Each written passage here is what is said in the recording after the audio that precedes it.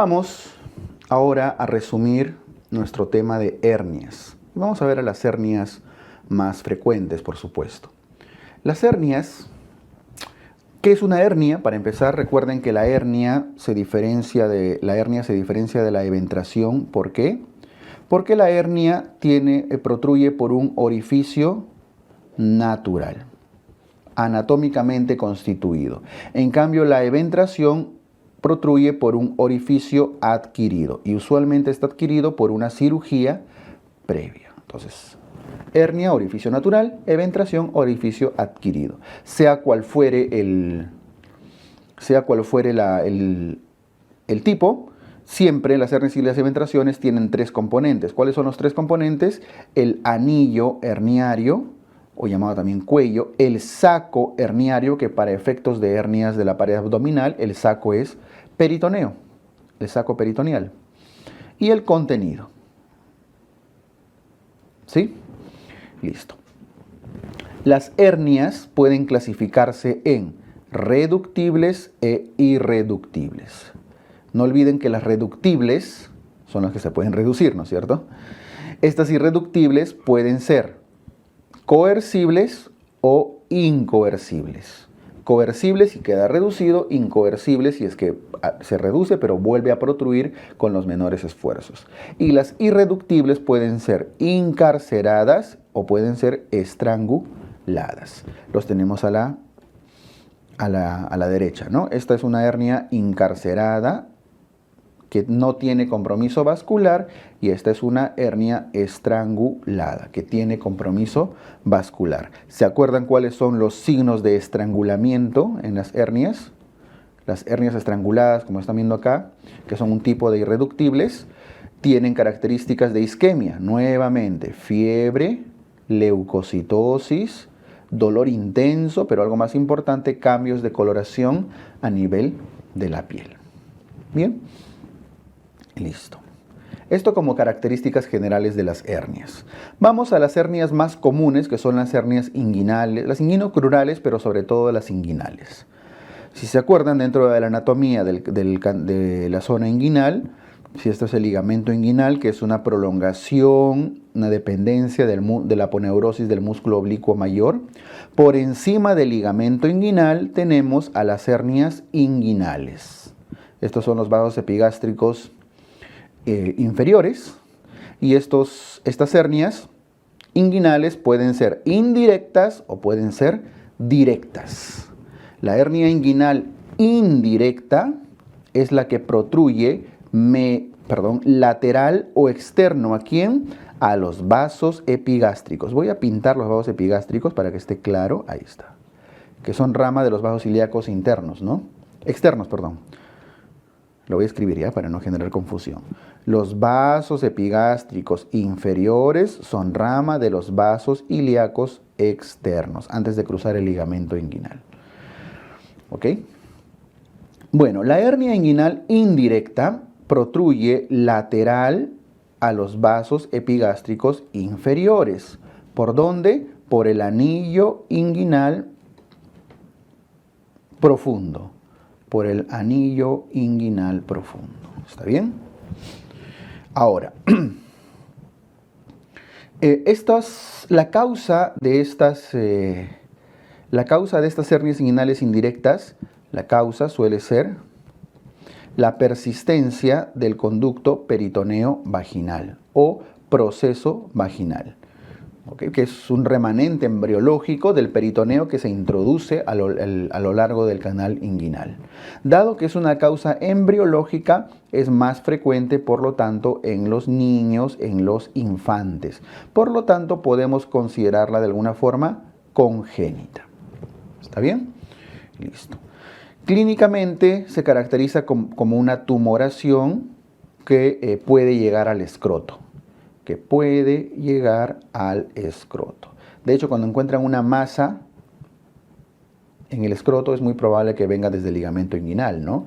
Recorre todo el canal inguinal, recorre el conducto inguinal, por lo tanto, acompaña como están viendo acá, en su recorrido al cordón espermático, acompaña al cremaster. A veces está relacionado al hidrocele o a la criptorquidia.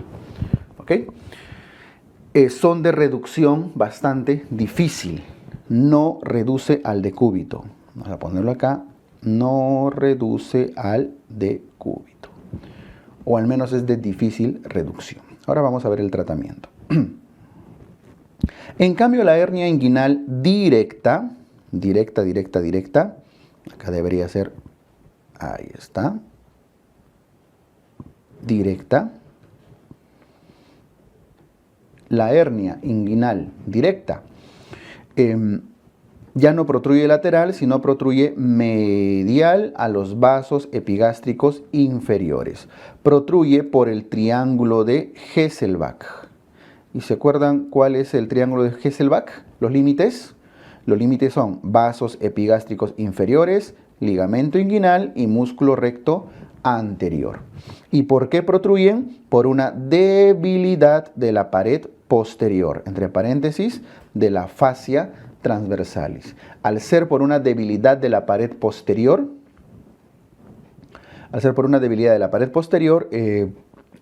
podemos decir entonces que la hernia es adquirida. Y ya que es adquirida, es más común en los adultos, en los ancianos. Bien. Clínicamente, ¿cómo se manifiestan estas hernias? Bueno, son hernias más comunes de los adultos, pero que tienen una fácil reducción al decúbito. Se reducen fácilmente al decúbito. El paciente se echa y la hernia suele reducirse, no siempre, ¿no? No siempre. Si es una hernia grande o de gran contenido, va a ser de difícil reducción también, probablemente. La hernia crural, perdón, es una hernia que protruye por debajo del ligamento inguinal, específicamente por el anillo crural o anillo femoral. Y vamos a poner acá el sinónimo, porque a veces los confunde. La hernia femoral o hernia crural protruye por debajo del ligamento inguinal. Es muy característico de las mujeres multíparas. Está muy asociado a la multiparidad, sobre todo, y se manifiesta sobre todo en personas mayores. Ancianas que han sido multíparas tienen alta probabilidad de desarrollar hernia crural. ¿Ok? Son hernias de alto riesgo de encarceración. Alto riesgo de encarceración. De todas esas tres, son las que más probablemente pueden encarcerarse. Bien, quiero colocar acá, en este espacio, la clasificación de Nyhus para hernias inguinocrurales. Recuerden que en la clasificación de Nyhus hay un Nyhus 1, un Nyhus 2 y un Nyhus 3. Y dentro del 3 puede haber A, puede haber B y puede haber C. ¿Se acuerdan del Nyhus 1? Bueno, prácticamente todas giran en torno a la hernia inguinal indirecta principalmente, ¿no? El Nyhus 1 era una hernia inguinal indirecta, pero con el anillo OK, o sea, el anillo no está dilatado, por eso es una hernia pequeña. El Nyhus 2 corresponde a una hernia inguinal indirecta con el anillo profundo, por supuesto, ¿no? El anillo profundo dilatado, pero los vasos epigástricos inferiores están OK. No hay compresión de los vasos epigástricos inferiores, no hay compresión de la pared posterior. Anillo dilatado, pero vasos epigástricos inferiores, OK, y pared posterior, o sea, fascia transversalis, OK. Es una hernia mediana. ¿Cuál es la otra hernia inguinal indirecta? La 3B. Hernia inguinal indirecta con el anillo dilatado, vasos epigástricos inferiores y pared posterior comprometidas, dañadas. Eso corresponde a una hernia gigante. Entonces, en el Nyhus 1, la hernia inguinal indirecta está normal. En el Nyhus 2, hay una dilatación del anillo, pero están normal los vasos epigástricos en la pared posterior. Y en el NIHUS 3B el anillo está dilatado, los vasos epigástricos y la pared posterior ya están comprometidos. Luego viene el 3C, perdón, el 3A, que corresponde a la hernia inguinal directa. En general, cualquier directa es 3A. Y la 3C, que ya corresponde a la hernia crural. Todas las hernias crurales con C de crural, crurales o femorales, corresponden a 3C. Bien, solamente nos faltaría uno de ellos que corresponde al tipo 4.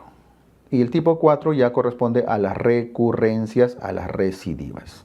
Y si quieren especificar, la recurrencia, el 4A corresponde a la hernia inguinal directa, la 4B a la hernia inguinal indirecta, la 4C a la hernia crural y la 4D a las hernias mixtas. Repito, recurrencias 4A, hernia inguinal directa, 4B, hernia inguinal indirecta, 4C, hernia crural y 4D, recurrencia de una hernia mixta. Eso ya es ya más detalle, ¿no? Muy bien, esto con la clasificación de NIHUS. Vamos a algunas hernias especiales. Arriba con una nubecita, como datos a recordar, hernias especiales, que eventualmente se preguntan. Tenemos a la hernia de Littré. ¿Se acuerdan qué tiene Littré? Tiene al divertículo de Meckel. Ese es el más preguntado de las especiales. Tenemos a la hernia de Amiant y tienen a la hernia de Garengot. Amiant y Garengot, ¿qué cosa contienen? Contienen al apéndice cecal. Amiant en una hernia inguinal y Garengot en una hernia crural. Tenemos a la hernia de Spiegel. Y la hernia de Spiegel es la que contiene, bueno, la que protruye por un borde del músculo recto anterior, a la altura de la línea semilunar. Borde del músculo recto anterior, Spiegel. La hernia de Richter. La hernia de Richter corresponde a un pellizcamiento del borde antimesentérico del intestino. Solamente se hernia, protruye un bordecito, el borde antimesentérico. ¿Qué más? La hernia deslizada. El contenido, el saco, está formado por una víscera. O sea, una víscera como el ciego, como el colon, termina formando parte del saco. El contenido forma parte del continente, forma parte del saco. ¿Está bien? Listo. Ahora nos enfocamos en el tratamiento de las hernias. La hernia indirecta es más común en los niños, y ya que la hernia indirecta es más común en los niños, el tratamiento en el caso de los niños incluye, es básicamente resección del saco, herniotomía. Como están viendo acá, se identifica el saco, el conducto peritoneo vaginal se separa del cordón espermático, del cremáster en el conducto inguinal, y ese saco se liga y se corta, como si fuera un apéndice, ¿no?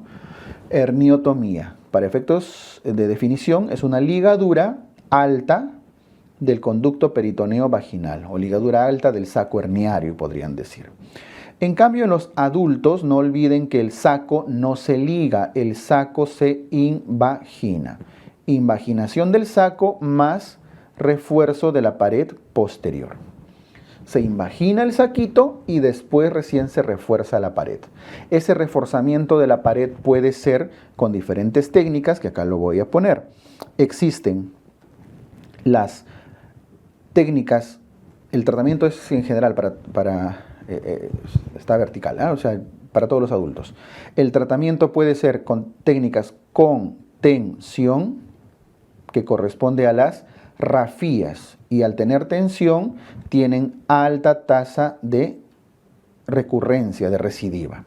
Estas herniorrafías o técnicas con tensión, las más clásicas y que todavía se usan, corresponden a las cirugías de Bassini y las cirugías de McVeigh. Bassini lo que une es tendón conjunto con ligamento inguinal.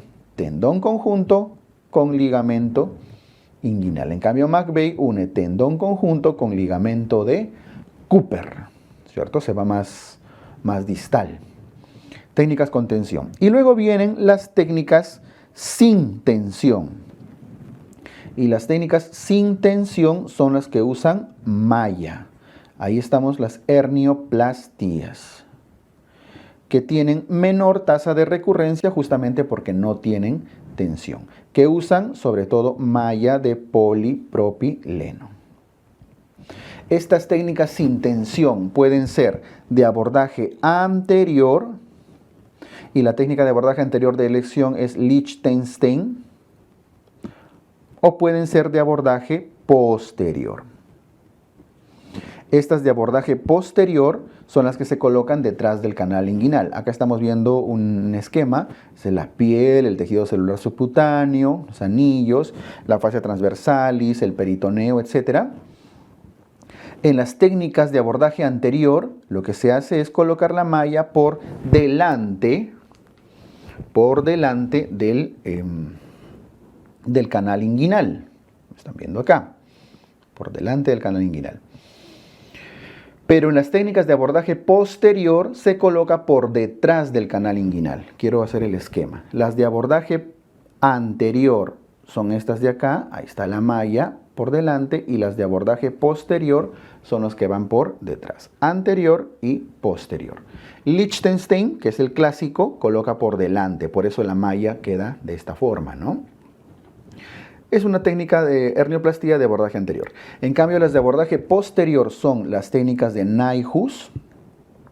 Nyhus, no olviden que se hace generalmente cuando ya hay recidiva, cuando hay recurrencia, o la técnica de Stopa.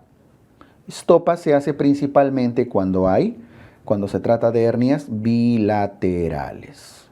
La pregunta por hernia bilateral seguramente va a ser Stopa. Bien. También dentro de las de abordaje posterior, tenemos a las cirugías laparoscópicas, que corresponden a las laparoscopías, que corresponden a las cirugías TEP, totalmente extraperitoneal, y TAP, transabdominal preperitoneal. Tanto el TEP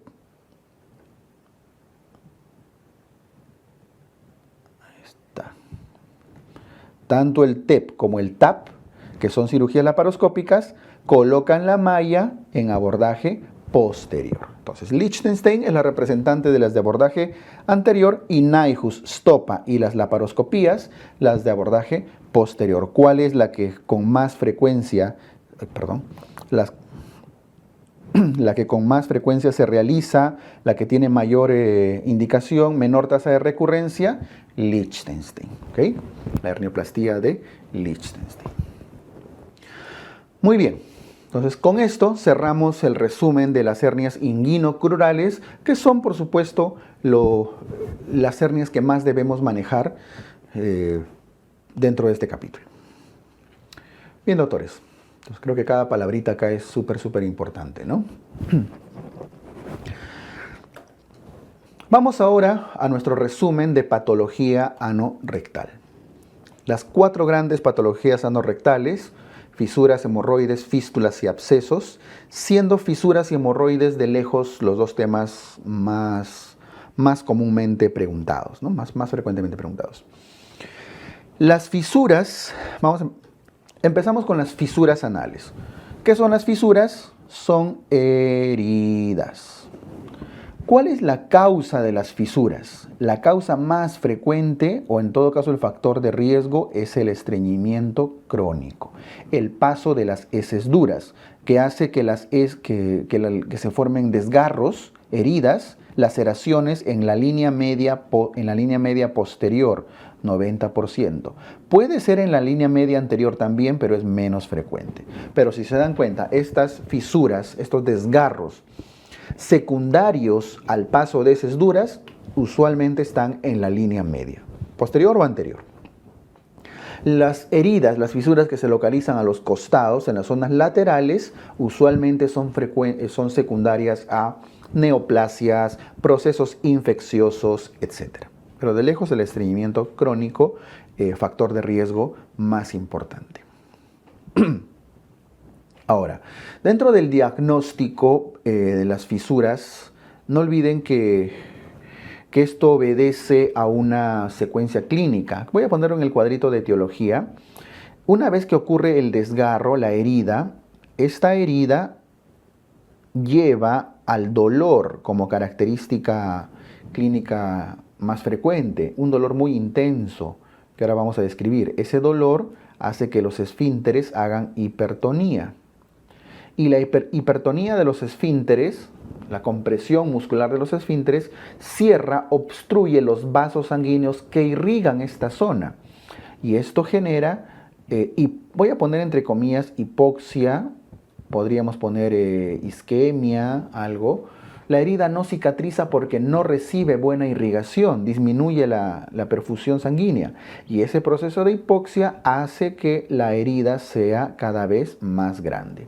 Y si la herida es cada vez más grande, duele más hipertonía, más hipoxia, más herida. Y así se va haciendo cada vez un círculo vicioso que hace que la herida sea cada vez más intensa.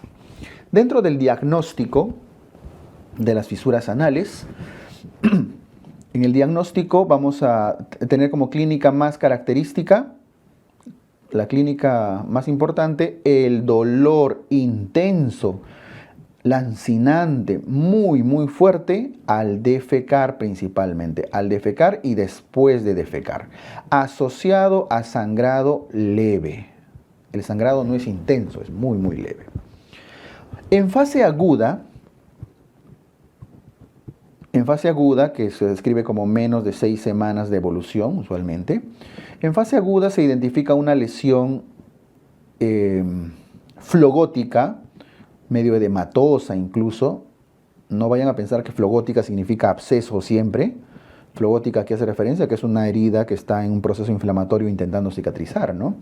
Lesión flogótica muy dolorosa, con muy húmeda, eritematosa, como herida reciente en general. Esta lesión flogótica, no olviden que es muy dolorosa y no debe hacerse tacto rectal. En fase aguda, prohibido hacer tacto rectal a los pacientes con fisura anal. Ya cuando cronifica, en fases crónicas mayores de 6 semanas de evolución clínica, ahora esto es relativo a lo del tiempo, muy relativo. Ya no es una simple lesión flogótica, es una úlcera de bordes elevados, que en su zona superior, como ven acá, presenta una papila hipertrófica, una papila mucosa, y en su parte inferior un plicoma, un pliegue de la piel, un pliegue cutáneo.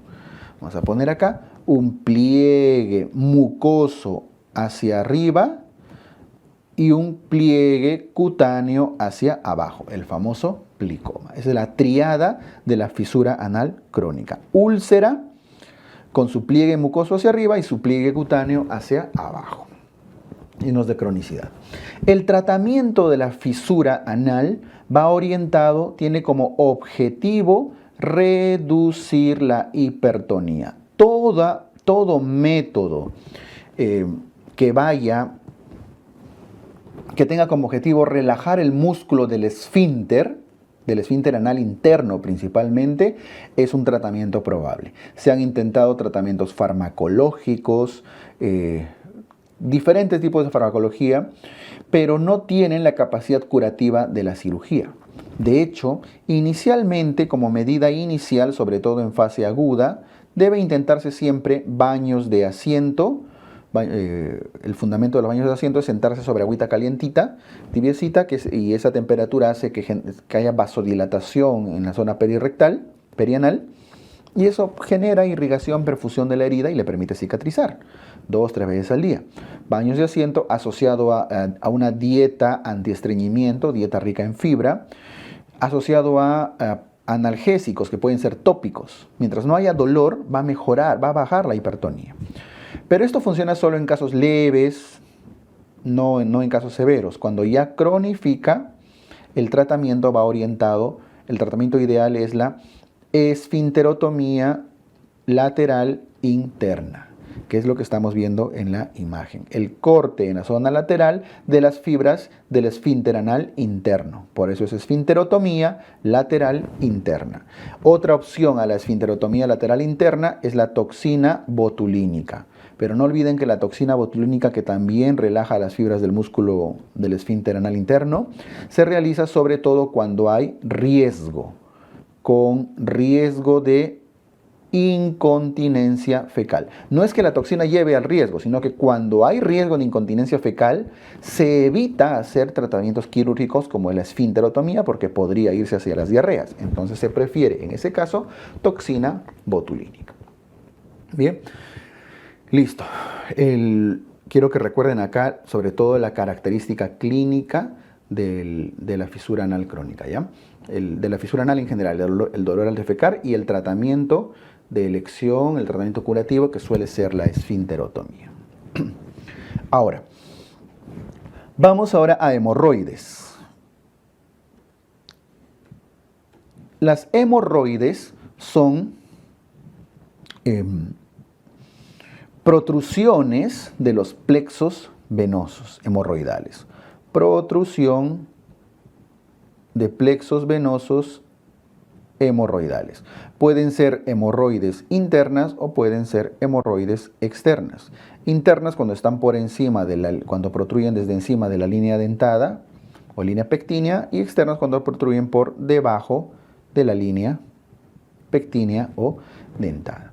Los factores de riesgo más comunes que llevan a la protrusión de plexos hemorroidales tienen que ver con el aumento de la presión intraabdominal. Es decir, está asociado a la obesidad, está asociado a la gestación, a la multiparidad. En general, hay situaciones en las cuales hay aumento de la presión intraabdominal. Por eso con la gestación, ¿no? Las hemorroides más frecuentes son las internas y esas son las que se clasifican en este cuadro. Las hemorroides pueden ser grado 1, ya está escrito abajo, pero lo voy a agrandar, grado 1, pueden ser grado 2, pueden ser grado 3 o pueden ser grado 4. ¿Okay? Las hemorroides grado 1, todas sangran, todas sangran. Las de grado 1 son las que no presentan prolapso, no prolapsan. Si ven acá la imagen, es un paquete hemorroidal que protruye y básicamente presenta sangrado. Acá las grado 2, ya ven la imagen, puede prolapsar, pero vean la flechita, puede retornar espontáneamente. El grado 2, entonces, su característica más importante es que la reducción, el retorno, es usualmente espontáneo. El grado 3 ya requiere reducción con el dedito, reducción manual, digital. Prolapsa y requiere reducción manual o digital. Y el grado 4 es la que ya no se puede reducir. Prolapsa, y aquí está la X, es imposible de reducir. No se puede reducir. ¿Ok? Y eso va relacionado con el tratamiento. El grado 1 es de manejo usualmente médico, es decir, muy parecido de las fisuras, baños de asiento y dieta rica en fibra, para evitar que haya estreñimiento crónico, que por cierto es otro factor de riesgo, evitar que haya estreñimiento crónico y evitar el paso de las heces duras, ¿no? Por supuesto que hay que reducir los factores de riesgo, bajar de peso, etc. Entonces, manejo médico. El grado 2, que tiene reducción espontánea, el manejo de elección es la ligadura con bandas, pero no es la única opción. La ligadura con bandas en la cual colocan ligas que estrangulan la raíz del paquete hemorroidal, como están viendo con esto. Podría hacerse también escleroterapia, la inyección de sustancias esclerosantes o la fotocoagulación, con luz infrarroja sobre todo. En cambio, grado 3 y grado 4 ya requieren hemorroidectomía, tratamiento quirúrgico, hemorroidecto, voy a completarlo, ectomía, que puede ser una hemorroidectomía abierta o cerrada, según fuera el caso, pero en general, grado 3 y 4, exéresis del paquete hemorroidal. Una forma de complicación de las hemorroides, lo pongo acá abajo, Una forma de complicación es la trombosis. Cuando se trombosa un paquete hemorroidal, se manifiesta principalmente como una masa violácea muy dolorosa, masa violácea con bastante dolor, que no se puede reducir. Esta masa violácea, masa muy dolorosa, tiene como manejo, cuando está trombosado, drenaje. El drenaje del trombo. Es decir, cortan el paquete hemorroidal y lo tienen que drenar, evacuar el trombo para reducir la sintomatología dolorosa. ¿Ok? Bien, eso con hemorroides. Vamos ahora a las fístulas. Las fístulas. ¿Qué son las fístulas anorrectales? Las fístulas anorrectales son trayectos anormales, ¿no es cierto? Trayectos anormales entre el recto y alguna porción, una zona de la región perianal. Trayectos rectoanales que no corresponden al canal anal. Usualmente tienen como causa muy frecuente a los abscesos previos. Pero no solamente son abscesos, podría ser secundario a procesos inflamatorios de esta zona, a enfermedad de Crohn, a neoplasias, a linfogranulomas venéreos, etc. Pero el absceso previo es una de las causas más comunes. Dentro del diagnóstico se manifiestan como la presencia de un orificio externo con secreción fétida. Maloliente, ¿no? Orificio con secreción fétida maloliente. Ahora, hay varias, cuando se encuentra un orificio con secreción fétida, hay que explorar la zona perianal clínicamente. Entonces, inmediatamente lo que hacemos es la regla de Gutzal. La regla de Gutzal lo que hace es identificar posible trayecto. Viendo el orificio externo, podemos más o menos calcular hacia dónde se está dirigiendo ese orificio, esa fístula.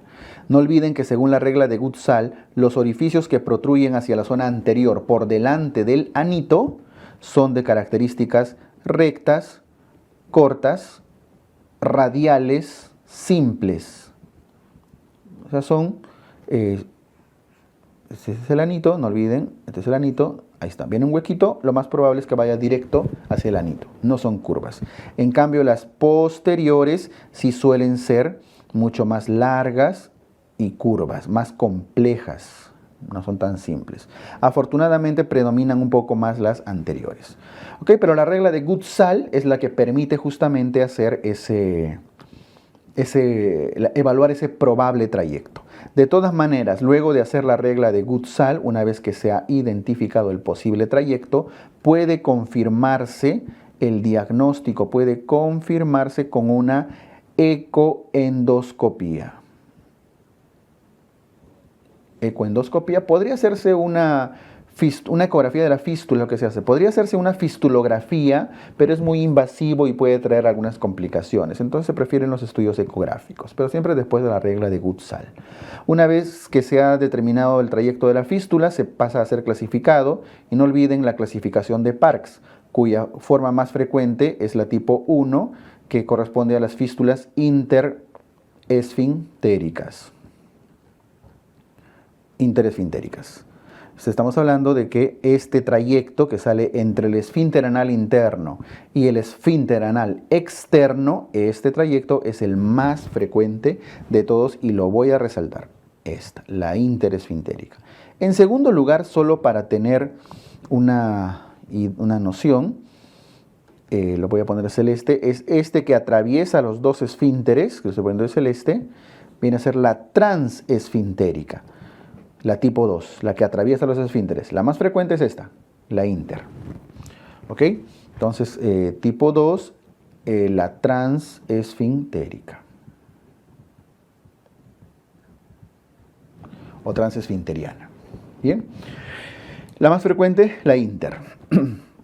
El tratamiento de las fístulas debe ser dependiendo de la complejidad. Afortunadamente la inter y la trans, que son fístulas dentro de todo bajas, son menos complejas que las supraesfintéricas o las fístulas del elevador del ano, etc. Por lo tanto, podría ser fistulotomías, déjenme completarlo acá, fistulotomías, o podría ser fistulectomías. Las fistulotomías se hacen en las fístulas bajas y las fistulectomías en las fístulas altas. Afortunadamente, como las bajas son las más frecuentes, en general el tratamiento más frecuente suele ser la fistulotomía. La ectomía se hace cuando son fístulas ya muy complejas. Bien, ahora, los abscesos anorrectales son acumulaciones de contenido, son colecciones de contenido purulento, ¿no? En diferentes zonas cercanas al anito. Son secundarias usualmente por infecciones de las glándulas, de las criptas, glándulas y criptas perianales, ¿sí? Que se obstruyen y genera el proceso infeccioso. Son muy frecuentes en pacientes diabéticos o inmunosuprimidos, ¿okay? En la cual empieza a haber proliferación de contenido purulento en la zona de las criptas. La zona más frecuente de todas, porque existen también muchas localizaciones de abscesos, la más frecuente suele ser esta de localización perianal. Usualmente, como ven, secundaria a la fístula interesfintérica, ¿no? Que drena hacia la parte inferior y ahí se acumula. Dado que está al costado del anito, se le llama absceso perianal.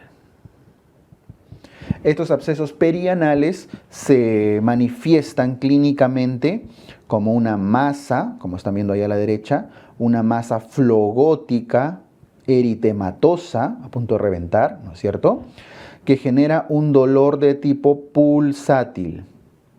Un dolor tipo pulsátil, late, tum, tum, tum, tum. A veces asociado a la defecación, a veces no. No olviden que cuando habla de dolor defecar debe ser fisura, lo más probable. Un dolor pulsátil se asocia a fiebre, como todo proceso infeccioso, una fiebre en picos, ¿no? Característico de los abscesos. Y una palabra importante que deben tener en cuenta, es muy incapacitante. Esta lesión, estos abscesos, no permiten, no dejan, no drenan adecuadamente no permiten caminar, no permiten sentarse, no permiten echarse, o sea, son bastante incapacitantes, incluso más que las hemorroides trombosadas, ¿eh? Cuando les hablan les dan una pregunta de una masa que genera incapacidad del movimiento, es muy probable que se refiera a un absceso. Bien. El tratamiento es básicamente el drenaje del trombo más su respectiva antibiótico-terapia. Pero este drenaje puede ser un drenaje interno o un drenaje externo. Eso va a depender de la localización de los abscesos. Si los abscesos son los que están aquí adentro, como ven, pueden generar, pueden requerir drenajes desde dentro del recto. En cambio, el más frecuente, que está aquí en la zona perianal subcutánea, se puede drenar desde afuera del anito, ¿no? Por eso el drenaje externo es el más frecuente. No olviden que puede complicarse esto a una fascitis necrotizante, incluso a la posibilidad, dada su cercanía con el periné, a una probable gangrena del Fournier. Bien, el tratamiento entonces debe ser lo más pronto realizar un drenaje. Y con eso cerramos nuestro tema de patología anorrectal. Bien, doctores, vamos a continuar con nuestro repaso, nuestro resumen. Y ahora vamos a hacer un resumen de neoplasias. De las neoplasias más importantes, más comunes y con los datos más importantes también. Vamos a empezar con el cáncer de esófago. Y acá en el cuadro chiquito debajo de esófago voy a poner el tumor benigno más frecuente del esófago. ¿Y cuál es? El tumor benigno más frecuente del esófago es el leiomioma, ¿cierto? Que tiene un origen muscular, subcutáneo, que usualmente es asintomático y cuando hace síntomas, generalmente es porque mide más de 5 centímetros y eso ya es una indicación quirúrgica. Son los mínimos datos que deben recordar, ¿no? El leiomioma es el más frecuente, usualmente asintomático, y el síntoma que usualmente es de que es disfagia, primero a sólidos, luego a líquidos, va con el tamaño y más de 5 centímetros es de indicación quirúrgica. Más de 5 centímetros o sintomatología persistente, ¿no? Ahora vamos con los cánceres, los tumores malignos. Los tumores malignos pueden localizarse en el tercio superior, en el tercio medio y en el tercio inferior. En el tercio medio son los más frecuentes de todos, son más comunes sobre todo en los varones. En realidad en todo el esófago son más frecuentes en los varones respecto de las mujeres. Pero el del tercio medio es el más común de todos.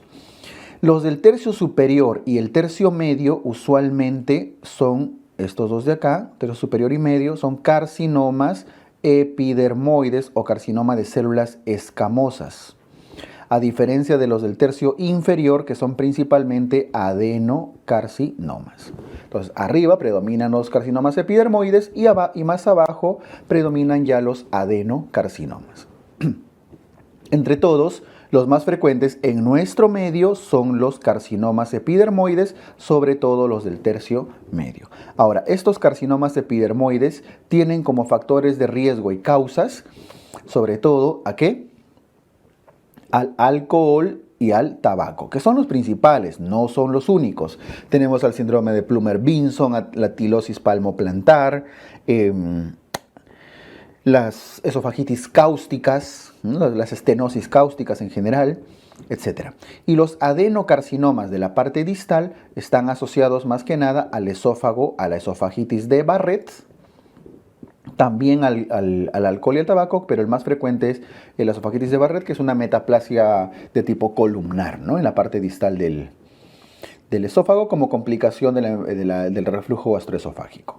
La clínica más característica y más precoz es la disfagia, que inicialmente es una disfagia sobre todo a alimentos sólidos y posteriormente a alimentos líquidos. Pero ya saben que cuando hay disfagia, que podría haber odinofagia, baja de peso, etc., es porque ya el cáncer es de gran tamaño. Generalmente cuando hay disfagia es porque ya es grande y ya ha generado invasión.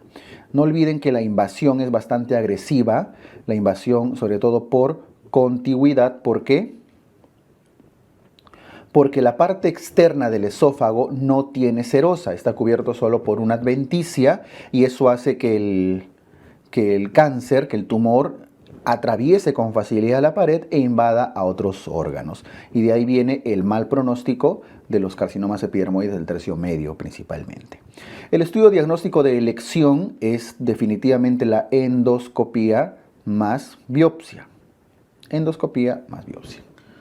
Obviamente para poder tomar la muestra de la neoplasia y tipificarla, ¿no? Pero si quieren ver estadiaje, grados de invasión en la pared, incluso invasión ganglionar, tienen que hacer una ecoendoscopía. ¿Está bien?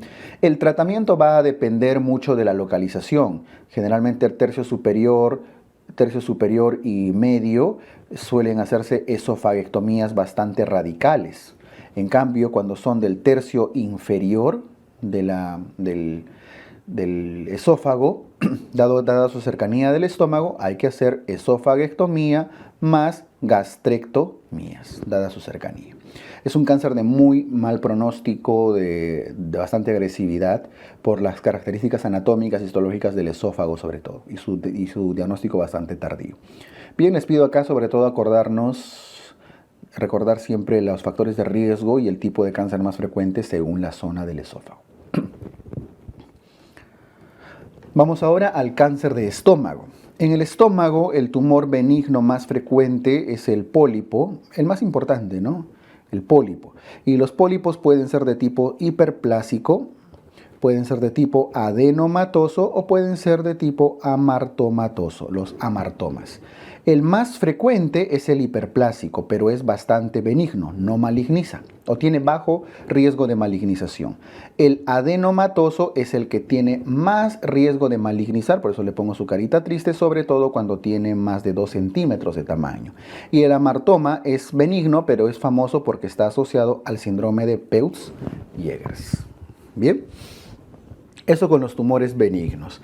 Ahora, si nos enfocamos en los tumores malignos, en primer lugar tenemos al adenocarcinoma. Aquí sí ya no hay carcinomas epidermoides como en el esófago, sino adenocarcinomas. Muy de lejos, casi el 80%.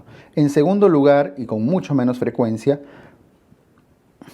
están los linfomas, y en tercer lugar están los tumores tipo GIST, los tumores del estroma gastrointestinal. ¿Ok? El adenocarcinoma, que es el más frecuente de todos, es más común en los varones, sobre todo mayores de 50, 60 años. Dentro de los factores de riesgo, los que aumentan el riesgo de cáncer gástrico están, para empezar, los antecedentes familiares personales. Los antecedentes, la presencia de úlceras, la presencia de Helicobacter pylori, ¿cierto? Ser del grupo sanguíneo tipo A, la dieta, una dieta rica en nitratos, nitritos, nitrosaminas, una dieta rica en sal, en alcohol, tabaco. Voy a predominar acá a las nitrosaminas, producto de las frituras, de las carnes ahumadas y cocinas a altas temperaturas sobre todo. Dentro de las que disminuyen el riesgo están nuevamente una dieta sana, una dieta rica en antioxidantes, vegetales y demás, y el consumo de AINES, los antiinflamatorios no esteroideos, sobre todo aspirina a altas dosis, como por su efecto estimulador de la apoptosis, de la muerte celular programada. Entonces, aquí algunos de los que aumentan y aquí algunos de los que disminuyen. No olviden además que las lesiones premalignas, las lesiones precursoras de cáncer gástrico, la más importante de todas es la gastritis crónica atrófica. La gastritis crónica atrófica, la atrofia gástrica de la mucosa gástrica es la lesión que usualmente ya evoluciona hacia las displasias y hacia las anaplasias, ¿no? Gastritis crónica atrófica, en segundo lugar vienen los pólipos, la anemia perniciosa, la enfermedad de Menetrier, la acloridria, etc. Voy a resaltar el más común dentro de la historia natural del cáncer gástrico, que es la gastritis crónica atrófica. Bien, la clínica característica del cáncer gástrico es bastante inespecífica, pero vamos a encontrar disminución de peso, llenura precoz, eventualmente palpación de una masa, dolor de tipo epigástrico y eventualmente la presencia de anemia como hallazgo de laboratorio, una anemia crónica, ¿no? Puede haber signos de diseminación ganglionar dentro de la clínica correspondiente al ganglio de Virchow, que es el ganglio supraclavicular, el ganglio de Irish, que es el ganglio axilar, el ganglio de María José, que es el ganglio periumbilical, el tumor de Krukenberg, que son metástasis hacia el ovario. Son formas de presentación de diseminación ganglionar, diseminación a distancia, ganglionar sobre todo, que pueden hacer sospechar también de la presencia de un cáncer gástrico. El diagnóstico, el estudio diagnóstico se hace para diagnosticar endoscopía más biopsia, ¿cierto? Como están viendo ahí, una endoscopía gástrica con toma de biopsia. Si lo que quieren hacer es estadiaje, tienen que hacer el estudio que está abajo, que es una ecoendoscopía. Entran con su endoscopio y en la misma endoscopía hacen una ecografía para ver el grado de penetración en la pared y la diseminación en ganglios perigástricos, ganglios cercanos. Y si ya quieren ver metástasis a distancia, el mejor estudio viene a ser la tomografía. Una vez diagnosticado, estudiado, hacemos la clasificación más común, que es la clasificación de Borman. Borman 1, Borman 2, Borman 3, Borman 4. El Borman 1 hace referencia a un crecimiento elevado del tumor, polipoide diríamos, ¿no? El Borman 2 hace referencia a una lesión ulcerada con bordes elevados. El Borman 1 elevado, el Borman 2 ulcerado con bordes elevaditos. El Borman 3 es una ulceración pero con infiltración alrededor. Es el Borman 3 ulcerado más infiltrativo. Y el Borman 4 es solamente y puramente infiltrativo. ¿Ok? Y esa infiltración única es esa forma de diseminación por contigüidad con G, que es lo que conocemos como la famosa linitis plástica. ¿Ve? Que es una de las formas más agresivas de presentación de un cáncer gástrico. Ahora, dentro de la clasificación también tenemos, lo voy a agregar acá otro colorcito, la clasificación de Lauren. La clasificación de Lauren es una clasificación histopatológica que dice: si el tumor tiene un alto grado de diferenciación, se le considera tumor de tipo adenocarcinoma de tipo intestinal, que es el más frecuente en nuestro medio y es el que está relacionado a la gastritis crónica atrófica. En cambio, si tiene bajo grado de diferenciación, que usualmente son los que no forman glándulas ni nada, se le considera de tipo difuso. Y eso es justamente aquel que se disemina por contigüidad y que forma la linitis plástica. Este de bajo grado de diferenciación o difuso es muy común en el grupo sanguíneo A, es decir, en los de raza oriental, ¿no? Muy bien, una vez diagnosticado y tipificado el cáncer, hay que ir al tratamiento. El tratamiento consiste en una gastrectomía subtotal, o puede ser total, pero va a depender de la localización. Dado que la mayoría de cánceres están en el antro, por eso le pongo antro más frecuente, ahí a la derecha, a la izquierda también voy a poner más frecuente a nivel del antro. Luego viene la curvatura menor también. Como el antro es el más frecuente, el tratamiento consiste en gastrectomía subtotal más una reconstrucción que están viendo ahí, que es tipo Billroth 2. El Billroth 2, no olviden que es una gastroyejunoanastomosis, una gastroyejunostomía. Exéresis de la parte distal del estómago y se une con el asa yeyunal. Y aquí se identifica claramente el asa aferente, ¿no? Asa aferente, el preanastomótico, y asa eferente, el postanastomótico. Usualmente este asa a veces se obstruye y genera el síndrome de asa aferente. Por eso decimos que el síndrome de asa aferente es característico de Billroth 2. Pero bueno, es la reconstrucción que se hace usualmente cuando el cáncer está localizado en el antro. Gastrectomía subtotal más Billroth 2 más disección ganglionar amplia de por lo menos 2, llegar hasta el segundo nivel ganglionar. Por eso dice D2. Gastrectomía subtotal más Billroth 2 más D2. Ese es el tratamiento más común para los que están localizados en la parte distal en el antro, más su quimioterapia coadyuvante, o sea, quimioterapia posterior para evitar recidivas. Por supuesto que si el cáncer está localizado en el cuerpo o en el fondo, la gastrectomía es total. Es más agresivo, ¿no? No olviden además que los linfomas que voy a resaltar acá, los linfomas que son usualmente de tipo MALT, ¿sí? Estos linfomas, lo voy a poner un poco más abajito, de tipo MALT, o sea, tumor de tejido linfoide asociado a mucosas, es un tumor de tipo no Hodgkin. Estos linfomas en el tratamiento son de manejo médico, quimioterapia. Responden bien a la quimioterapia y solamente si la quimioterapia fracasa, recién en ese momento pasa a una cirugía resectiva, a una gastrectomía. Pero la quimioterapia es el manejo de elección de los linfomas. Voy a poner acá, reponer el tercer lugar, que eran los tumores tipo GIST, del estroma gastrointestinal, de las células intersticiales de Cajal. Muy bien, esto respecto al cáncer gástrico, no olviden, por favor, los factores de riesgo, cuál es el más importante, dónde se localiza, la lesión premaligna. ¿Okay? Acuérdense también de la clasificación de Borman y los estudios diagnósticos. En general, prácticamente todo acá es bastante preguntado, bastante importante. Vamos ahora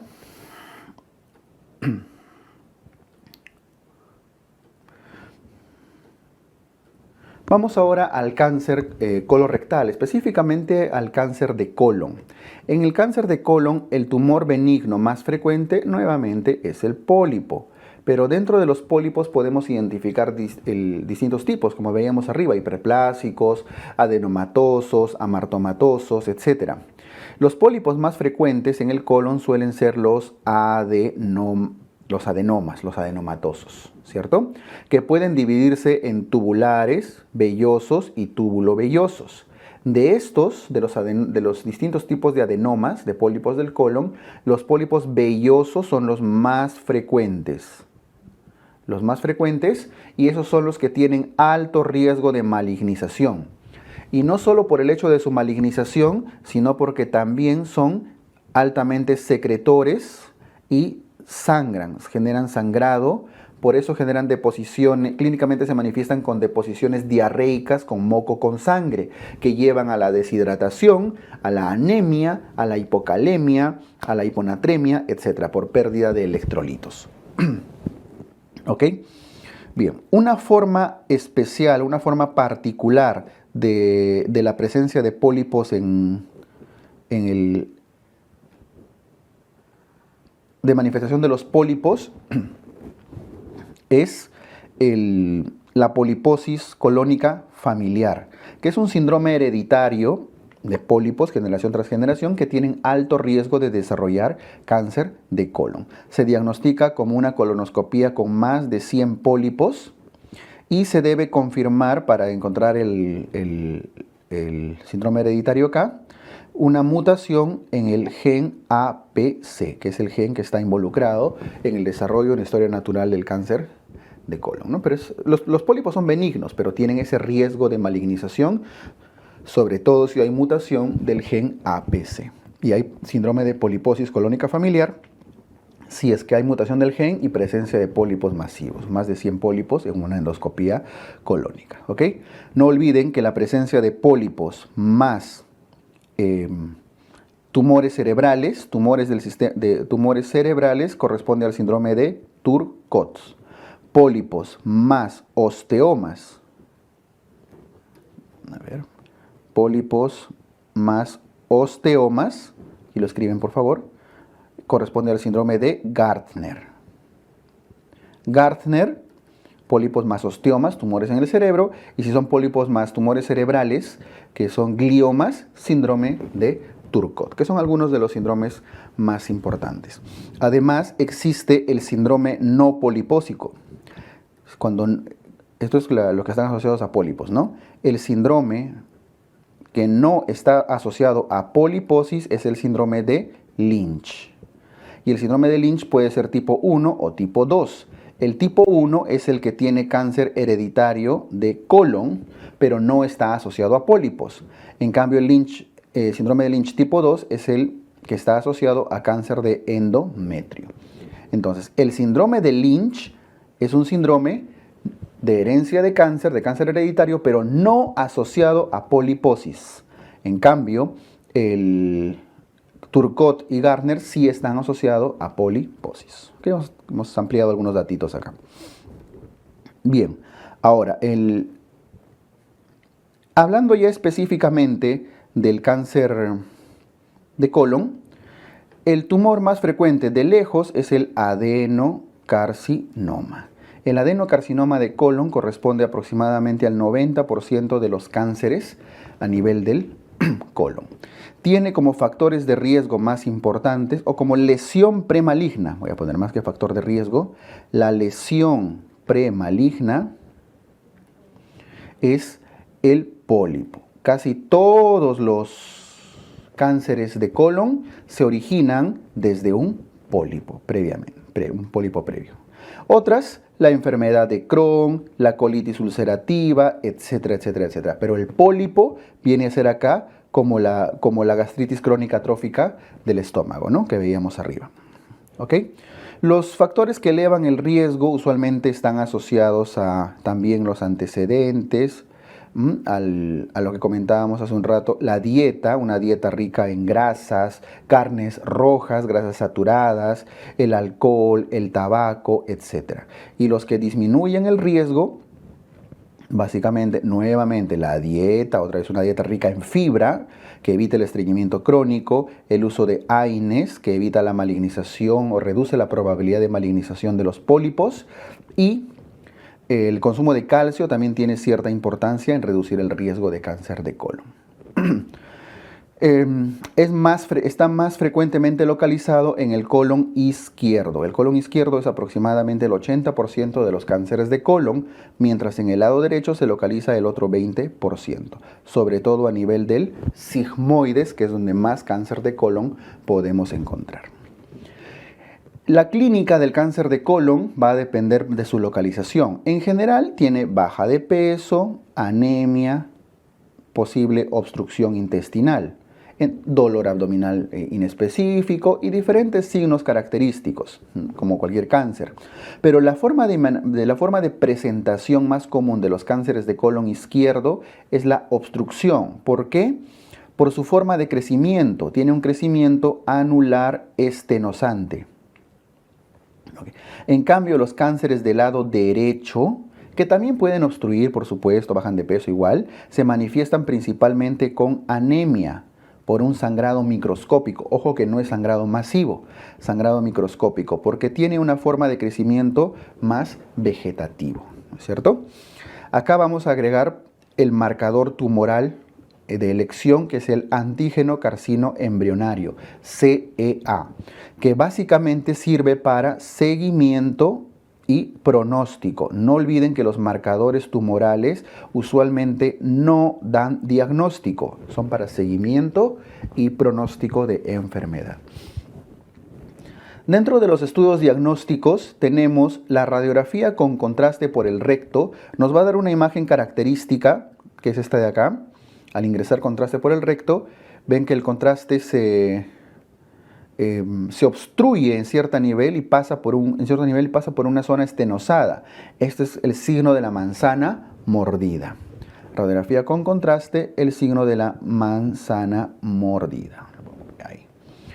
Si quieren confirmar diagnóstico, igual tienen que hacer colonoscopía más biopsia, más toma de biopsia. Y si quieren ver metástasis, tienen que hacer una tomografía. Las metástasis usualmente ¿hacia dónde van? Hacia el hígado por vía hematógena. Dentro de los estudios diagnósticos deben recordar el tamizaje. El tamizaje básicamente se basa en la colonoscopía con test de Thevenon, pero sobre todo la colonoscopía. La colonoscopía en la población general empieza a los 50 años y se repite cada 10 años. Pero si hay riesgo aumentado de cáncer, la colonoscopía se adelanta a los 40 años y se repite cada 5 años. Población general, 50 años. Si es que hay riesgo elevado, 40 años y se repite cada 5. El tratamiento básicamente es la colectomía, ¿cierto? La resección quirúrgica. Si el cáncer está localizado en el lado izquierdo, se hace una hemicolectomía del lado izquierdo. Si el cáncer está localizado en el lado derecho, se hace una hemicolectomía del lado derecho. Si el cáncer está localizado en el ángulo esplénico, por el lado del vaso, se hace también una hemicolectomía izquierda, pero en este caso deben ampliarlo. Ampliada o extendida. Y si se encuentra en el ángulo hepático, igual deben hacer una hemicolectomía del lado derecho, pero ampliada hacia el otro lado, ¿no? El seguimiento, no olviden que es con marcadores tumorales. Ya hemos visto el CEA, antígeno carcino embrionario. Bien, listo. Esto como resumen del cáncer de colon. Vamos ahora al recto, apéndice y anito. El cáncer de recto sigue la misma lógica que el cáncer de colon. Así que en general el tumor más frecuente es el adenocarcinoma. Pero ya podría haber a este nivel, por su cercanía al anito, podría haber incluso hasta melanomas, sarcomas, diferentes otros tumores. Así, dado que estamos dentro de la prolongación del colon, vamos a considerar y seguir con el más frecuente, que es el adenocarcinoma. La causa más frecuente también sigue siendo la presencia de pólipos que malignizan hacia adenocarcinoma, ¿okay? Como principal factor de riesgo. Igual el tumor benigno suele ser el pólipo. ¿Ok? Listo. Entonces las causas y factores de riesgo son muy similares al del cáncer de colon. La clínica aquí ya se manifiesta igual, con baja de peso. Aquí hay hemorragia, sangrado importante. Muchas veces ya no es tan microscópico. Los cánceres de recto, dado que por aquí pasan más heces duras y demás, sí pueden tener una hemorragia un poco más macroscópica. Tal vez no llegar a ser tan masivas como en los casos de los divertículos, pero sí sangrado por vía rectal, asociado a pérdida de peso, y eventualmente también podrían manifestarse como obstrucción intestinal. La hemorragia lleva a la anemia, pues, ¿no? Obstrucción intestinal cuando ya están demasiado grandes. Igual el estudio diagnóstico, para diagnosticarlos debemos hacer una rectoscopía más biopsia, ¿cierto? Se debe investigar con un estudio endoscópico. Y si quieren ver metástasis, nuevamente tienen que hacer tomografía. El marcador tumoral sigue siendo el antígeno carcino embrionario, sobre todo si estamos hablando de adenocarcinomas. ¿Ok? Un dato característico del cáncer de recto tiene que ver con la diseminación, que le voy a poner un color particular acá. La diseminación. Porque los cánceres del recto superior hacen diseminaciones hacia el hígado por vía portal, por la vena porta. En cambio, los cánceres del recto inferior hacen diseminación extrahepática, usualmente hacia el pulmón, hacia el cerebro, hacia el hueso, a través de la vena cava. El tratamiento de los cánceres del recto superior, bueno, para empezar, antes tienen que tener un concepto acá. A diferencia de los cánceres de esófago, estómago y colon, en los cuales se hacía resección quirúrgica precoz, acá el tratamiento incluye una quimioterapia neoadyuvante y luego una cirugía resectiva. Si se trata de un cáncer del recto superior, la resección es por vía anterior o abdominal. Si se trata de un cáncer del recto inferior, se realiza una resección abdominoperineal, por arriba, por el abdomen y por el perine. ¿Ok? Bien, esto con el recto. El cáncer de apéndice, para empezar, que tiene como tumor benigno más frecuente el apéndice al mucocele apendicular. Es un tumor benigno, bastante común, ¿eh? Y que eventualmente incluso podría malignizarse. Mucocele maligno a veces se les llama. Pero en general vamos a ubicarnos en los cánceres más frecuentes. El cáncer más frecuente del apéndice es el tumor carcinoide. Y en segundo lugar vienen los adenocarcinomas. Generalmente los cánceres de apéndice se diagnostican de casualidad, luego de hacer una apendicectomía. El tumor carcinoide, que es el más común, es un tumor secretor ¿de qué? De serotonina. Principalmente secretor de serotonina. No es lo único que secretan los tumores carcinoides. No olviden que pueden secretar triptófano, prostaglandinas y incluso otros neurotransmisores, dependiendo de su origen embriológico, ¿no? Si son del intestino primitivo anterior, medio, posterior. El tumor carcinoide tiene como localización más frecuente el íleon. El íleon, el intestino delgado. Pero también se localiza en el apéndice y viene a ser el cáncer más frecuente del apéndice, ¿no? Usualmente son los que secretan serotonina principalmente.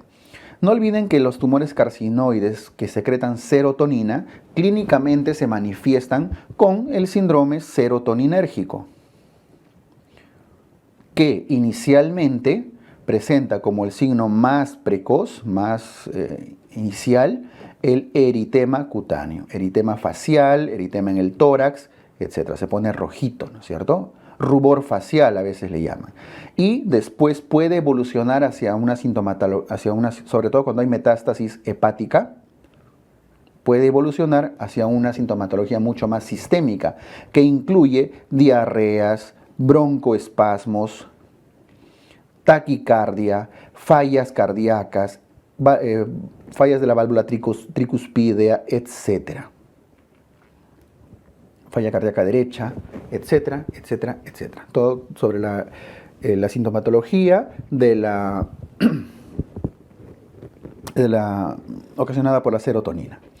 Dentro de los estudios diagnósticos, como les comentaba, usualmente se encuentran, son hallazgos casuales por apendicectomía, pero también se pueden diagnosticar por la sintomatología, ¿no es cierto? Cuando tienen sintomatología positiva a un síndrome serotoninérgico, deben realizar el dosaje de su marcador tumoral, que es el 5-hidroxiindolacético. Ese marcador tumoral 5-hidroxiindolacético se dosa en orina, porque es justamente el metabolito de la serotonina que se elimina por la pichi. ¿Está bien? Listo. Luego, de todas maneras, tienen que biopsiar el tumor, hacer su estudio tomográfico para ubicar el tumor y hacerle su biopsia respectiva. El tratamiento en el caso de los cánceres de apéndice va a depender del tamaño. Si es menor a 2 centímetros, sin ningún tipo de invasión ganglionar, mesentérica, la base está en buen estado, apendicectomía y se le considera curado, seguimiento con marcador tumoral 5-hidroxiindolacético.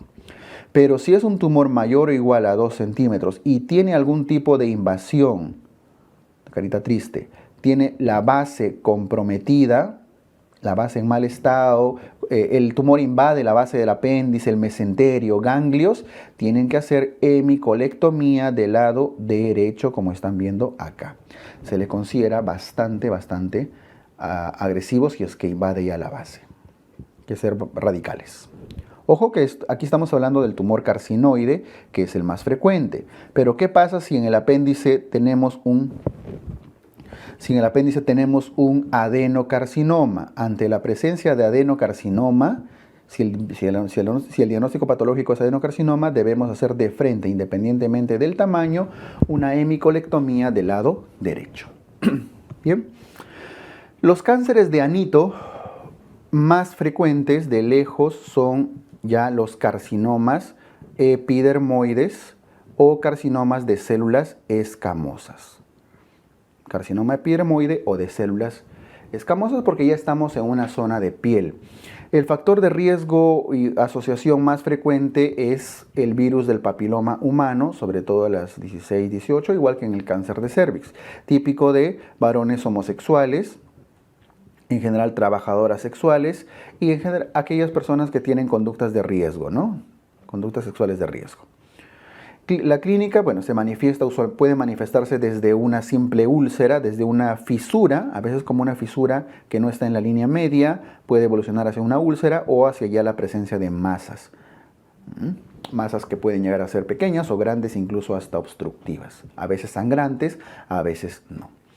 El estudio diagnóstico definitivamente se realiza con biopsia. Y si es que hay que buscar metástasis, nuevamente hay que realizar un escaneo tomográfico. Y el tratamiento, aquí la particularidad del cáncer de anito, el tratamiento es básicamente quimioterapia más radioterapia combinadas. Acá no es la cirugía el tratamiento de elección en ningún momento. Quimioterapia más radioterapia combinadas, ambas. Solamente si es que la quimioterapia y la radioterapia fracasan, pasamos al tratamiento quirúrgico que incluye resección abdominoperineal. Igual como si fuera un cáncer de recto inferior. ¿Ok?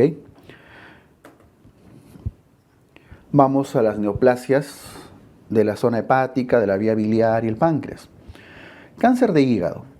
El tumor benigno más frecuente del hígado es el quiste hepático simple.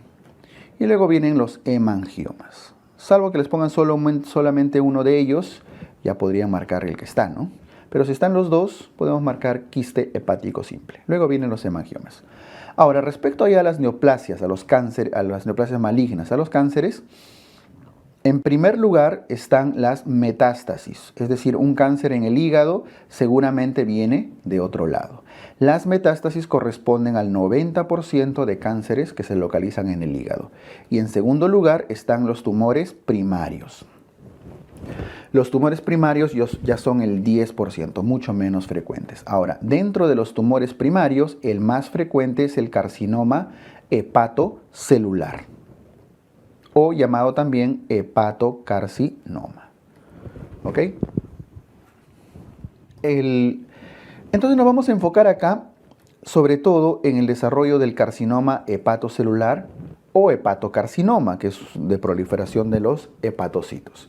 Dentro de los factores de riesgo, los que incrementan el riesgo de carcinoma hepatocelular, básicamente son las infecciones por virus de la hepatitis C, virus de la hepatitis B, el alcoholismo crónico y en general todo aquello que genere una cirrosis, un proceso inflamatorio crónico del hígado, ¿no? Incluyendo algunas enfermedades autoinmunes y demás. O sea, la cirrosis es la lesión premaligna, la condición premaligna más importante y arriba tienen aquellos que aumentan, que pueden llevar hacia la cirrosis, ¿no es cierto? Entonces, la clínica en quien se sospecha usualmente es un paciente con típica sintomatología cirrótica, que va desde la ictericia, hepatomegalia,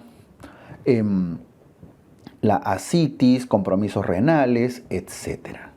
Hay un marcador tumoral que puede ser útil, es bastante útil en realidad, que es la alfa-fetoproteína. Es el marcador tumoral de elección en el caso de neoplasias hepáticas. Dentro de los estudios diagnósticos siempre se realiza primero una ecografía. La ecografía tiene alto valor predictivo de cáncer, sobre todo, le voy a poner 3 cruces, si es que tiene más de 2 centímetros, si encuentra un nódulo de más de 2 centímetros. Paciente cirrótico y le aparece un nódulo de más de 2 centímetros, es muy probablemente un cáncer. Tiene que ser biopsiado. Si tiene menos de 1 centímetro, tenemos que hacerle ecografía cada 3 meses. Si está entre los dos, entre 1 y 2, es duda diagnóstica y necesita más estudios, dentro de los cuales hacemos tomografías, estudios más precisos. ¿Okay? Y finalmente tienen que ser biopsiados para ser diagnosticados, ¿no? Muy bien. El tratamiento del cáncer de hígado va a depender sobre todo de la cantidad y el tamaño. Aquello que ha demostrado más capacidad curativa es el tratamiento quirúrgico, tanto la resección del tumor o segmentectomía y el trasplante hepático. Pero ¿cuáles son los criterios? Para hacer resección del tumor debe ser un tumor único menor de 3 centímetros. Menor de 3 centímetros, ¿ok? Tumor único. Hasta 3 centímetros. Máximo 3 centímetros. Entonces se puede resecar el tumor o el segmento hepático. Y el trasplante hepático tiene 2 condiciones. Uno, que sea un tumor único menor a 5 centímetros o que sean múltiples por 3, o sea, máximo 3 tumores y que ninguno pase de 3 centímetros. O bien, uno grandecito hasta 5 o varios de hasta 3. 3 tumores máximos de 3 centímetros como máximo. Otros procedimientos ya incluyen la embolización. La embolización está indicada si es que son tumores de más de 5 centímetros ya también, o son múltiples, ya más de 3, ¿no? Tratamientos paliativos, voy a invadir acá, paliativos incluyen la inyección percutánea de etanol, la ablación por radiofrecuencia, RFA, la quimioterapia. ¿Ok? Listo. Entonces, ¿cuál preferimos como tratamiento curativo del cáncer de hígado? Sobre todo los procedimientos quirúrgicos. Y definitivamente el que tiene mayor probabilidad de tasa de curación es el trasplante hepático. El problema es que tiene complicaciones ya propias del trasplante, ¿no? Por lo tanto, entre la resección y el trasplante son los que garantizan una sobrevida mayor al 70% generalmente. Mayor al 70% a 5 años, que es como se calcula la sobrevida acá en cáncer. Bien, vamos al cáncer de vesícula. El cáncer de vesícula, el más frecuente es el adenocarcinoma. Y este adenocarcinoma se localiza más frecuentemente en el fondo vesicular, en el fondo de la vesícula.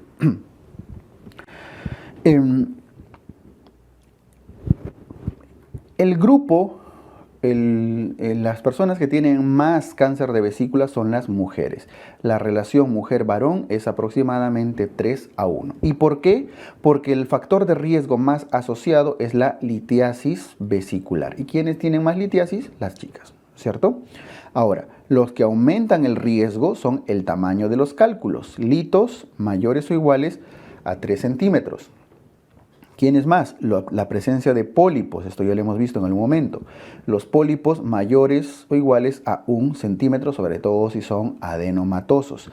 La vesícula en porcelana, que tiene un riesgo de malignización superior al 20, 25, 30%, según la serie donde se haya estudiado. ¿Okay? La clínica principalmente se caracteriza por dolor, un dolor sordo en la zona del hipocondrio derecho, asociado eventualmente a masa y baja de peso, como en todo cáncer.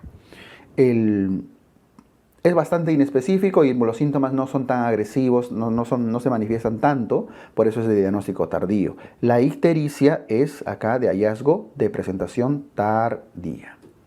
Bien. El estudio diagnóstico de elección, sí, de todas maneras viene a ser la ecografía, que es la que debería determinar la presencia de una masa. Por supuesto no diagnosticada, pero si si se encuentra una masa acá, tenemos que pasar a la exéresis, a la colecistectomía. Y ese es justamente el tratamiento, una colecistectomía, que dependiendo del grado de invasión y de agresividad, pudiera ser una colecistectomía radical o una colecistectomía simple, ¿no? Dependiendo del grado de invasión. ¿Ok? Listo, les pido acá por favor que recuerden sobre todo el factor de riesgo más importante, que es la litiasis y sus respectivas complicaciones. Vamos a los cánceres de vía biliar, llamados también colangiocarcinomas. Los colangiocarcinomas o de vía biliar, para empezar, que el más frecuente viene a ser el adenocarcinoma. Ahora, ¿dónde se localizan? La localización más frecuente es la zona extrahepática, la vía biliar extrahepática proximal, es decir, la que está cerca al hilio hepático o en el hilio hepático, por eso le llamamos perihiliar. ¿Ok? Ahora, esta localización extrahepática proximal es la que es clasificada según Bismuth. Y según Bismuth, esta es la clasificación de las neoplasias, de los colangiocarcinomas. El más frecuente es el Bismuth 2. Más frecuente es el Bismuth 2, que está en la confluencia de los conductos hepáticos izquierdo y derecho, ahí en la intersección, y esa es la que se conoce como tumor de Klatskin. ¿Qué es el tumor de Klatskin entonces? El cáncer que está en la intersección, en la confluencia del conducto hepático izquierdo y derecho. Los factores de riesgo, me he movido un poquito acá, los factores de riesgo están asociados sobre todo a la colangitis esclerosante primaria. Colangitis esclerosante primaria, voy a escribir acá, colangitis esclerosante primaria, y en nuestro medio tienen bastante importancia las parasitosis, sobre todo aquella asociada a la fasciolasis y a la clonorquiasis, fasciola y clonorquis, aunque clonorquis no hay mucho en nuestro medio, pero fasciola sí. Pero la cabeza, colangitis esclerosante primaria, el tabaquismo también está asociado acá, y algo importante, los quistes de colédoco de la edad pediátrica que no son bien operados, bien resecados o se hace una resección incompleta, pueden malignizar en el futuro. Clínicamente se manifiestan aquí sí hay ictericia porque es una obstrucción de la vía biliar. Esa ictericia se puede asociar a dolor, a baja de peso, etcétera, síntomas ya inespecíficos. Pero sí, a diferencia de vesícula, en el cual la ictericia era tardía por su localización en el fondo, aquí sí puede haber, la ictericia puede ser un hallazgo importante. Los estudios diagnósticos básicamente tienen que ver con las colangiografías, tanto la colangiografía por CEPRE, la endoscópica, como la colangioresonancia. Y el tratamiento, en realidad, la resección de la vía biliar principal, más derivaciones biliodigestivas. Es decir, resecar toda la vía biliar y llevarlo hacia llevar el yeyuno para que pase directo acá, ¿no? Bien, entonces aquí les pido que recuerden sobre todo a los tumores de Klatskin, que son los más frecuentes. Y en el cáncer de páncreas,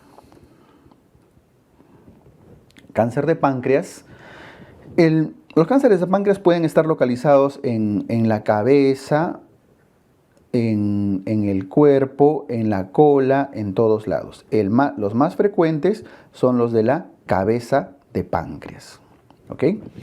Y aquí el cáncer más frecuente es el adenocarcinoma de tipo ductal, porque se origina en el conducto pancreático. Tiene como factores de riesgo sobre todo a las pancreatitis a repetición, ¿no? El alcoholismo crónico, el tabaquismo. ¿Ok? La clínica característica del cáncer de páncreas es una triada. La triada del cáncer de cabeza de páncreas es baja de peso, ictericia y dolor. Baja de peso, ictericia y dolor, siendo el más frecuente la baja de peso. Es el hallazgo más frecuente y más precoz. ¿Ok? Incluso antes que la ictericia y antes que el dolor, aparece la baja de peso, que es muy característico del cáncer de cabeza de páncreas. Ahora, además de la triada, tenemos acá un síntoma característico, que es el signo de Courvoisier-Terrier, que es la dilatación de la vesícula biliar, una dilatación no dolorosa por el cuadro obstructivo. Dentro de los estudios diagnósticos, tenemos acá a la ecoendoscopía. La ecoendoscopía va a permitirles llegar a visualizar el tumor por la cercanía a la pared. Incluso les va a permitir quizá tomar la biopsia. El marcador tumoral, en el caso del cáncer de cabeza de páncreas, es el CA19.9. ¿Ok? Y la cirugía de elección, la cirugía va a depender del objetivo. Si tenemos objetivos curativos, si queremos curar o posibilidades resectivas del cáncer, se hace lo que estamos viendo acá en la imagen, ¿cierto? Que es resección de la cabeza de páncreas, de la vía biliar con su vesícula y todo, hasta el duodeno, todo lo que está cercano a la cabeza de páncreas, y este es el asa yeyunal. El yeyuno se conecta al estómago, al páncreas y a la vía biliar. Eso corresponde a la cirugía de Whipple. Whipple solamente se hace si es que hay posibilidades curativas resectivas. No olviden que el cáncer de cabeza de páncreas forma parte de los tumores periampulares. Eso es lo que quería poner acá. Los tumores periampulares son el de cabeza de páncreas, el de cabeza de páncreas, el de duodeno, el colangiocarcinoma distal y el ampuloma. El más frecuente es el de cabeza de páncreas, pero el que tiene mejor pronóstico, incluso después de la cirugía de Whipple, es el ampuloma. ¿Ok? Entonces acá les pido por favor recordar primero que el de la cabeza es el más frecuente, la triada clínica característica, el marcador, que es altamente preguntado, 19.9. Y finalmente vamos a ver nuestro resumen de trauma. Trauma de politraumatismo y trauma abdominal en general. El trauma abdominal, no olviden que siempre ante todo paciente politraumatizado se debe realizar la evaluación primaria. Y la evaluación primaria sigue la secuencia del A, B, C, D, E.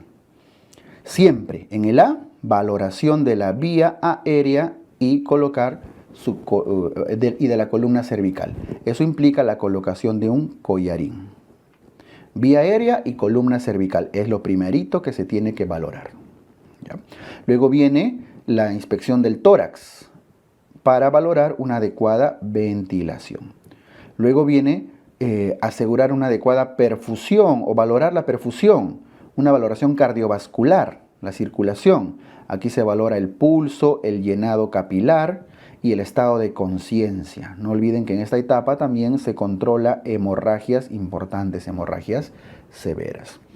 Luego viene la D, de déficit, disfunción neurológica, en el cual se valora la escala de Glasgow y evaluación pupilar, pupilas. Y finalmente la E viene de exposición, de exposure, en la cual hay un examen físico general del paciente y termina todo con una cobertura, se le cubre para poder evitar los riesgos de la hipotermia. ¿Está bien? Listo. Ahora, primero, siempre vía aérea y columna cervical. Eso es probablemente lo más preguntado de esta parte. Cuando tenemos un trauma abdominal, el trauma abdominal puede ser abierto o puede ser cerrado, dependiendo de la gente. El trauma abdominal abierto puede ser por arma blanca, que tiene como órgano más frecuentemente lesionado al hígado, o puede ser por arma de fuego, bala, que tiene como órgano más frecuentemente lesionado al intestino delgado. ¿Okay? Las lesiones por arma blanca, aquí lo voy a...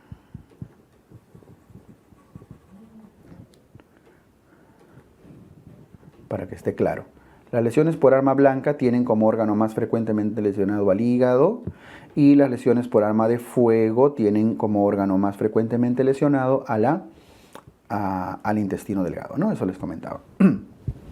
Evidentemente, las lesiones por arma blanca y arma de fuego pueden ser penetrantes y de ahí viene el manejo. El manejo básicamente en el trauma por arma blanca implica valorar inicialmente la estabilidad hemodinámica. Se encuentra hemodinámicamente estable o se encuentra hemodinámicamente inestable. Ya saben que esto debe valorarse según las funciones vitales, ¿no es cierto? Los pacientes que sufren trauma abdominal por arma blanca y se encuentran estables, ¿cuál es el manejo? Exploración de la herida, no exploración quirúrgica, de la herida, para valorar si se trata de una lesión no penetrante o una lesión penetrante. Si la lesión es penetrante, va a pasar a una laparotomía, LAPE, exploradora. Y si es no penetrante, el paciente queda en observación. ¿De qué depende? De la exploración de la herida. ¿Y eso de qué depende? Que el paciente esté hemodinámicamente estable. Si estuviera inestable, de frente, tenemos que ir a una laparotomía exploradora. ¿Está bien? Entonces, pacientes acuchillados estables, se le explora la herida. Acuchillados inestables, tienen que ir a cirugía. Las lesiones por arma de fuego, sí, la gran mayoría va a la laparotomía exploradora, a menos que haya evidencia de que se encuentra hemodinámicamente estable, ¿no? Solamente aquellos que están estables, sin perforación, con lesiones tangenciales, podrían ir a observación. Pero esto le pongo una nubecita porque tendría que ser muy clara la pregunta en ponerles un caso así. Si no, en general las lesiones por arma de fuego van a la laparotomía exploradora. Generalmente las lesiones por arma blanca, por arma de fuego, pueden presentar perforaciones intestinales con este signo característico que es el neumoperitoneo, signo de las alas de gaviota. ¿Cierto? Muy bien, esto con el trauma abdominal abierto, acuérdense los órganos más frecuentemente lesionados. El trauma abdominal cerrado generalmente ocurre por accidentes de tránsito. Por accidente de tránsito. Y el órgano más lesionado, los órganos más lesionados acá son órganos, en primer lugar el vaso y en segundo lugar el hígado. Primero vaso y luego hígado. Aquí lo más importante en el trauma abdominal cerrado es lo siguiente. Quiero que acá consideren algo. Los criterios quirúrgicos y de observación van a depender mucho de esto, ¿no? Cuándo operar versus cuándo observar. La cirugía suele estar indicada en pacientes hemodinámicamente inestables, en pacientes que tienen perforación intestinal o que tienen signos de peritonitis. Peritonitis, perforación o inestabilidad hemodinámica son signos situaciones en las cuales debemos considerar la cirugía. Y cuando se considera observación, cuando se encuentran estables, ya también, cuando no hay perforación intestinal y cuando no hay signos de peritonitis. ¿Ok? Y de eso depende el manejo. Lo primero que tenemos que ver en el trauma abdominal cerrado es si se encuentra estable o se encuentra inestable. Los pacientes con trauma abdominal estable normalmente van a observación y dentro de la observación, del proceso de observación al paciente, pudiera desarrollar síntomas o hallazgos en los cuales requiera estudio. ¿Y cuál es el estudio que se realiza en los pacientes hemodinámicamente estables? La tomografía, esta que estamos viendo acá, ¿cierto?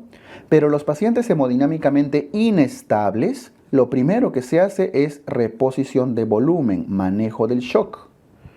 Si al reponer volumen no hay respuesta, el paciente tiene que ir a una laparotomía exploradora, porque no hay respuesta a la reposición en cristaloides, significa que tiene una lesión severa. Pero si hay respuesta a la reposición de volumen de cristaloides, el paciente tiene que ser adecuadamente estudiado. Lo ideal es hacer una ecografía, un FAST abdominal, como están viendo en la imagen de la izquierda, en la cual se explora espacio pericárdico, espacio periepático, espacio periesplénico y espacio pélvico en la búsqueda de líquido libre. O en su defecto pueden hacer un lavado peritoneal diagnóstico, que es la inserción de un catéter en la cavidad abdominal, en el cual se puede simplemente o aspirar o enviar al laboratorio el contenido, y según estos hallazgos se va a decidir si es positivo la laparotomía exploradora, ¿no es cierto? Ahora, ¿cuándo es que un lavado peritoneal diagnóstico es positivo? Observación. Ya, el lavado peritoneal se hace positivo cuando, LPD positivo, cuando se logra aspirar más de 10 mililitros de sangre en ese catéter, o cuando al lavado peritoneal encuentran mayor o igual a 100.000 glóbulos rojos o mayor o igual a 500 glóbulos blancos. O en todo caso un hallazgo de amilasa mayor o igual a 175 unidades internacionales, ¿no es cierto? También la presencia de bilis, de bacterias, pero eso ya es lógico, puede significar un lavado peritoneal diagnóstico positivo. Criterios de positividad de lavado peritoneal. Bueno, ya sea que la ecografía o el lavado peritoneal sean positivos, se realiza la laparotomía exploradora. Pero todo parte de valorar la estabilidad o inestabilidad del paciente con trauma cerrado o trauma contuso. ¿Está bien? Listo. Hay una situación en la cual el paciente se encuentra en tan mal estado que no se puede realizar en la laparotomía exploradora cirugías correctivas, y eso corresponde al concepto de control de daños. ¿Cuándo se hace control de daños? Cuando el paciente tiene la famosa triada de la muerte o triada letal. ¿Quiénes conforman la triada letal? Acidosis metabólica, hipotermia y coagulopatías. La presencia de los tres, paciente con acidosis, con hipotermia y coagulopatía, no pueden ser sometidos a una cirugía correctiva, a una cirugía de reparación, a anastomosis. Tienen que pasar a control de daños. No olviden que dentro de la primera etapa de control de daños está la cirugía de emergencia, ¿cierto? Cirugía de emergencia en la cual solamente se hace control del sangrado y control de la contaminación, hemostasia. Entonces, primero, cirugía de emergencia.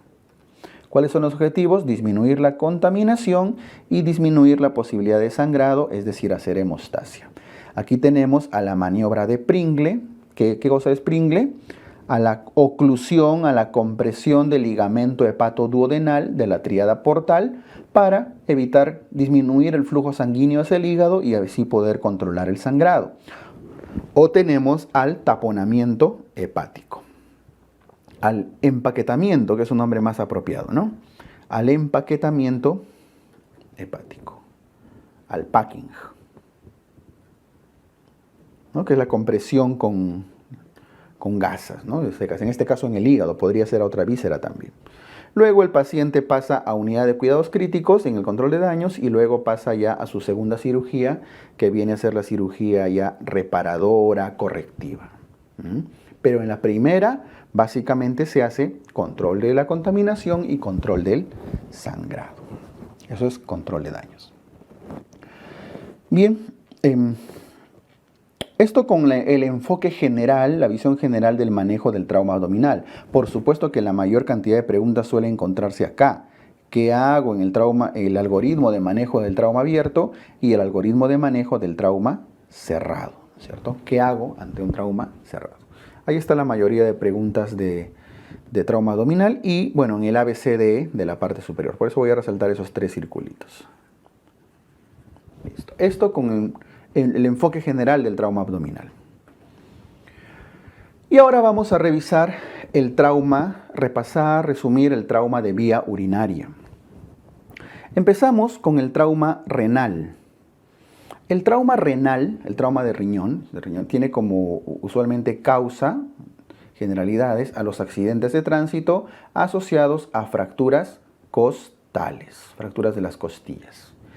¿Cuándo debemos sospechar de trauma renal? Cuando un paciente que ha sufrido un trauma abdominal, un trauma contuso, presenta hematuria. ¿Y con qué estudio debemos confirmar si se trata de o estudiar y confirmar si se trata de un trauma renal? Con una tomografía, UroTEM. ¿Ok? El tratamiento va a depender de la estabilidad hemodinámica y del grado en el que se encuentre. ¿Cuándo van a cirugía, a exploración quirúrgica? Aquellos de grado 5, o sea, en la cual ha habido un estallamiento del riñón con lesión vascular, ¿cierto? Aquellos que tienen inestabilidad hemodinámica, es decir, sin otra causa. Está siendo inestable y esto se puede asociar solamente a la lesión del riñón, entonces hay que explorar quirúrgicamente. Y cuando son monorrenos, solo tienen un riñoncito y ese es justamente el que se ha dañado, hay que tratar de salvarlo a toda costa, ¿no? Esto con el trauma renal. Aquí, sobre todo, les recomiendo no olvidar cuál es el estudio que se realiza ante la sospecha de un trauma renal. El trauma de uréter, vamos a hacerlo de azulito, el trauma de uréter, del conducto de la vía urinaria, este de acá, usualmente tiene como causa ya no solo al trauma abdominal, sino a las iatrogenias, es decir, a lesiones en el contexto de una cirugía. Una de las cirugías comúnmente involucradas al trauma ureteral es, por ejemplo, la histerectomía, secundarios a histerectomías, ¿no? Clínicamente se sospecha de lesión de uréter cuando hay hematuria microscópica. Hematuria microscópica. Porque la irrigación en esta zona es muy delgadita, ¿no? Muy frágil, pequeña. ¿Y qué estudio debemos hacer para confirmar diagnóstico? ¿Se acuerdan? La urografía, pero excretora o retrógrada. Un urograma o urografía. Urografía excretora. Inyectando contraste y haciendo que se elimine por vía urinaria y demostrando la salida de contenido de orina hacia el exterior, ¿no? Pueden presentarse incluso urinomas en el retroperitoneo. El tratamiento, la medida inicial en el tratamiento de las lesiones de uréter es la nefrostomía. Hay que ostomizar la vía urinaria para desfuncionalizar el uréter distal. Y ahí el tratamiento después debe ser ya la reparación quirúrgica, ¿no? Que puede ir desde una restitución del tránsito, una anastomosis, hasta el uso o realización de colgajos para reemplazar, para completar la longitud del uréter dañado. Bien. ¿Qué más? Vamos al trauma de vejiga. El trauma de vejiga, el trauma vesical, puede localizarse en dos zonas. En la zona extraperitoneal o en su zona intraperitoneal, ¿cierto? Intraperitoneal, la que está en contacto con la cavidad peritoneal, no dentro, sino en contacto con el peritoneo de la cavidad. Y extraperitoneal, la que está por delante, más cercana al pubis. O sea, si se acuerdan viendo esto de costado, si esta es la vejiga con su uretra,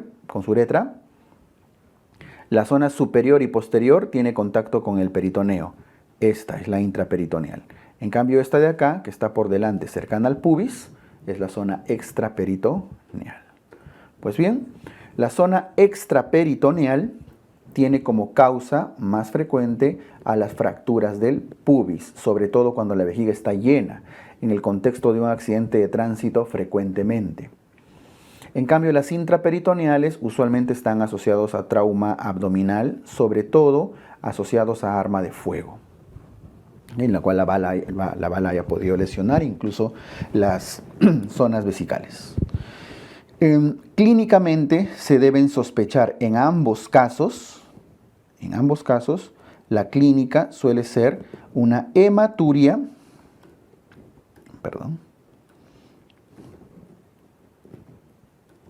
la clínica, hematuria, pero una hematuria macroscópica, a diferencia de la lesión de uréter que veíamos arriba, que es una hematuria microscópica.